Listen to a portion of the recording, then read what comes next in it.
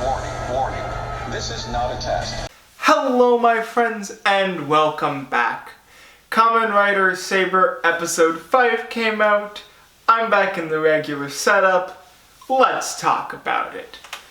We get a vague recap of kind of just the series overall from Tassel this time.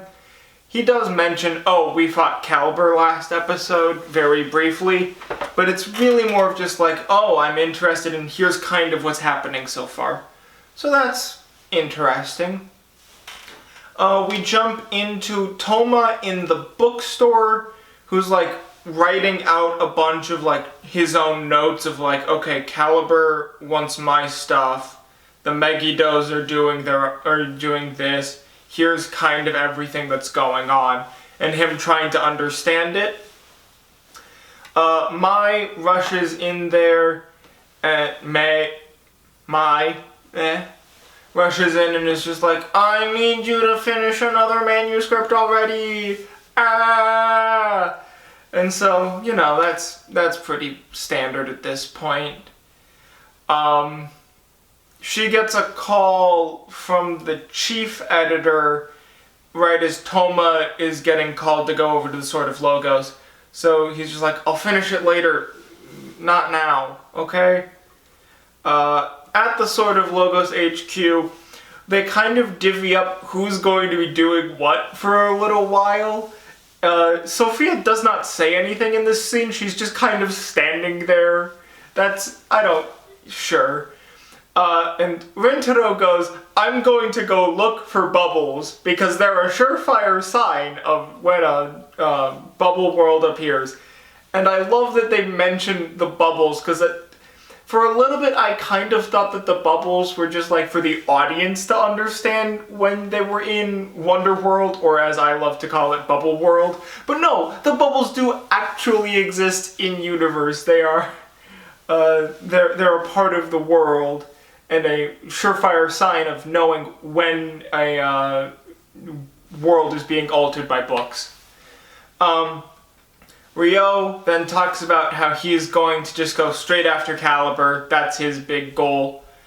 Dai Shinji, the blacksmith, butts back in again, and he's abrasive to Toma and is just like, Saber's only using half of the power of the sacred sword. Do better. Stop being reckless. So that happens. Toma tries to talk to Kento, but he's very distant and it just vows that he's going to take Caliber down as we go into our intro sequence. After the intro, we're still in the Sword of Logos, but everyone else is kind of left. And Kento and Ryo both reflect on their relationships with Caliber before he turned evil. Kento is the son of Caliber, and Ryo was his best friend. So there's a very interesting dynamic of like, now Ryo is kind of becoming a father figure for Kento, is kind of what I think they're playing up. And I really hope we see more of it, because they are just I really like their chemistry together, and their personalities really go well with each other, and they work, it's just a great relationship, and I think it's going to be fun to watch them going forward. They're definitely my favorite characters. Rintaro then hooks up a whole bunch of wacky, goofy devices so that he can go and find the bubbles, and Mai is annoying and decides to go with him. They are not in much of this episode. They'll show up a little bit later. Toma then confronts Kento on top of the roof of a building for some reason. And for some reason there's also all of the stuff required for them to pretend to be Tom Sawyer. I don't know why they decided to go with Tom Sawyer, but they do. But then Toma very quickly breaks the illusion and is just like, I vow to save everybody in the world and figure out what's wrong with Kento, because he seems really down. And Kento's just like, I don't want to talk about it. We'll talk later. Goodbye. But they see a giant bubble world open up in the distance, And so they run towards the new Megiddo in this bubble world, which is based on a piranha. I don't know if there's any folklore around this specific piranha. They don't go into it, and I'm pretty sure we're not going to see him again. But who knows? Maybe we will. But it's a piranha.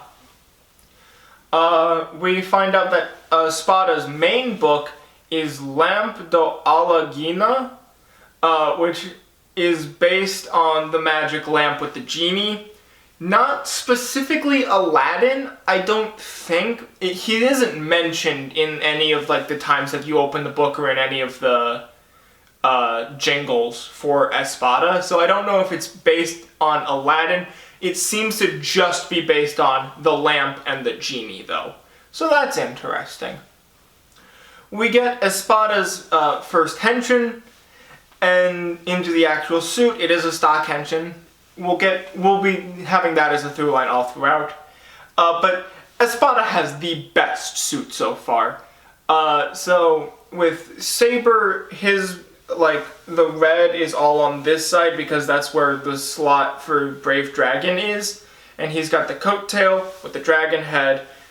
Blades has the blue in the center because his book goes in the center, and he's kind of got like the tabard in the center. And then you've got Espada, who has his book on the left side, and it's got the lamp, and it's got like a shoulder cape. And that looks super cool. His helmet is super cool. The horn isn't too big on his head. The white and gold just plays really well together. It is a beautiful suit. Definitely my favorite Rider suit so far this season. Buster is a close second, but this one is just a fantastic suit. I absolutely love Espada's suit so far.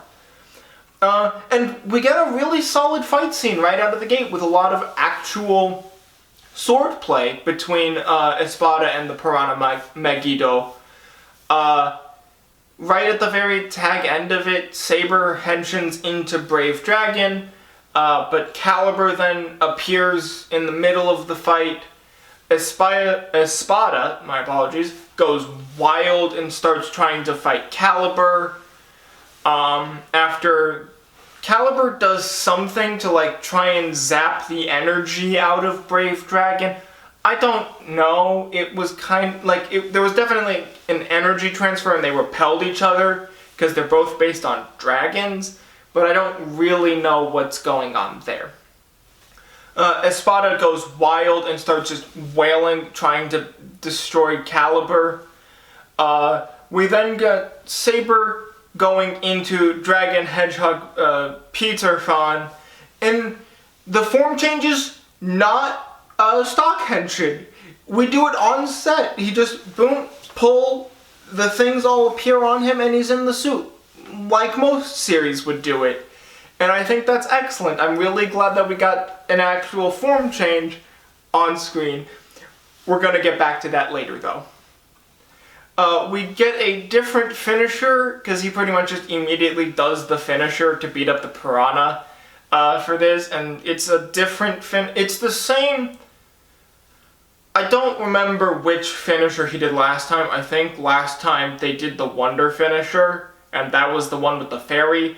This time it's just kind of like a water effect and he slashes through it. I don't remember which one he does. That's on me. My apologies. Espada and Caliber are still going at it though, and they're both about to do their finisher, and it's like both of them are slashing and the energy waves hit, but Caliber's breaks through Espada's, and it's about to hit Kento before out of nowhere Buster appears and blocks the shot with a finisher of his own and forces Caliber to retreat for the time being. And we follow with Caliber as he runs off, and somebody walks up behind him and is just like, hey, why is Saber the key? Why do you care about him so much? And Caliber refers to this person as Avalon, which I think is interesting. I don't know what's going on with that. I thought they were referring to Avalon as in the mystical island, and I think that's still going to be a part of it because he's trying to reach Avalon, Caliber is. So I don't know what's going on there, but it's interesting. We briefly get more infighting amongst Caliber's generals. I still don't have names for them. We'll get a name for one of the monster forms of them later, but we haven't really got... One of them is much, more plainly dressed, and the other one is a bit more crazy. That's about it so far. They really seem to just butt heads a lot, though. Back on the roof of the building, it's not the bookstore's roof. It's like an office building somewhere that they're just talking. But Ryo and Kento have a heart-to-heart, and it's really good. They work through a lot of stuff. There's some, admittedly, not super entertaining, but at least a little bit funny comedy with a soda can, just to get Kento to lighten up, and it's a nice scene. They're definitely my favorite two so far. At the end of it, Ryo is walking away, and Toma bumps into him. And so Toma gets the Storm Hawk book, and he asks Ryo what to do with the Needle Hedgehog, and he says, give it back to Kento. Brief cutaway to Rintaro and Mai, where they're just like, oh, Instagram is so useful for figuring out where the bubble world is. And we see a Megido's leg peer in, just that's pretty interesting. And we pan up and it's Disaste, and he's just there to troll with them. And I think that's hilarious. So then the two of them are running off, and that's just great. From there, we re-enter into a bubble world with Kento and Toma, who then also had a heart-to-heart in the bookstore. And they summon Thiago, Sweetie, and the ride Gatriker again. And they hop on them, and they're riding towards the monster, not transformed yet. And then we get an actual on-screen henshin from both of them. And the dragon and the genie lamp fly around both of them, and then crash into them as they ride in, and there are explosions everywhere, and it is beautiful. It is a great looking moment. Absolutely phenomenal. Really enjoyed it. I'm so glad that we finally got an on-screen henshin sequence in this show. Instead of the stock stuff. Stock can work, but this just really helped the pacing and the flow of the episode. Fantastic. We then get a brief introduction to Saber, Dragon, Eagle. It looks fine. I wish that, again, it had the second coattail. I get why it doesn't, because the animal books go in the center. But I really wish that Storm Eagle could have gone on the left side, so that you could have the hawk head, or Storm Hawk, my apologies, so that you can have the hawk, the dragon, two red coattails, and it would just blend a lot better, I think, but it still looks fine. We get a bit more fighting amongst everybody, and Espada does his finisher against the Piranha Megido that's the younger brother of the other one. I don't know. But he does his final page finisher, which just has him super speed through the monster and slash his sword, and after he does, we get this really nice look on his helmet, and we just hear him say, "We've reached the end of your story," and the monster explodes, and that's just phenomenal. Absolutely enjoyed that.